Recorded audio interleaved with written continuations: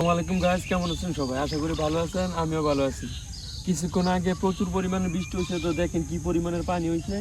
তো পানির মধ্যে একটা আইডিয়া পাচ্ছিলাম, তো আসছি এখন উঠানোর জন্য।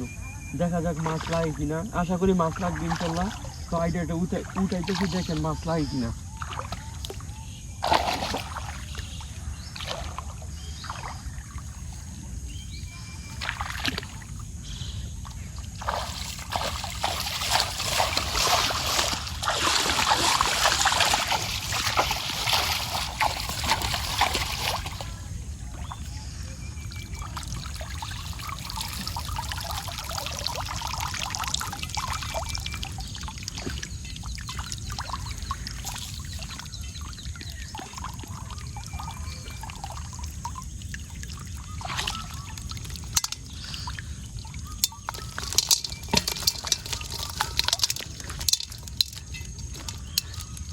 পরে দিয়ে